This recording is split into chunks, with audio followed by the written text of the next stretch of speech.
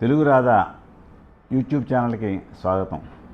ఈరోజు వేమన చెప్పిన వేదాంత ధోరణితో చెప్పిన పద్యాల గురించి ముచ్చరించుకుందాం. భూమి నాది అన్న భూమి ఫక్కున నవ్వు, దానహీనుని చూసి ధనము నవ్వు, కథనద్భీతుని చూసి కాలుడు నవ్వును, విశదాభిరామ వినురవేమ. ఇది భూమి నాది, ఈ అపార్ట్మెంట్ నాది, ఈ ఇల్లు నాది, ఈ పొలం నాదంటే భూమి నవ్వుతుందంట. వెళ్ళిపోయేటప్పుడు నీకు 6 రోజులు చాలు. దానహీనుని చూసి, డబ్బులు దానం చేసిన వాడిని చూసి కూడా మళ్ళీ ధనం నవ్వుతుందంట. $1 కానీ రూపాయి కానీ పట్టుకెళ్ళలేవు. అలాగే యుద్ధంలో పాలిపోయేవాడి గురించి కాలుడు అంటే యమధర్మరాజు నవ్వుతాడంట.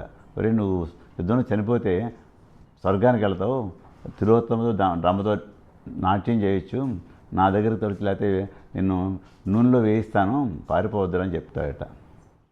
తల్లి గర్భము నుండి తా పుట్టినప్పుడు మొదలు బట్టను లేదు తుదను లేదు, నడుమ బట్టగట్ట నగుబాటు కాదుకో, విశదాభిరామ వినురవేమ. ఇది వేదాంతంతో చెప్పిన పద్యమే. ఎంత చదువు చదివి ఎన్ని విన్నను గాని, హీనుడవగుణంబు మానలేడు, బొగ్గు పాలకడుగా పోవునామలినంబు, విశదాభిరామ వినురవేమ.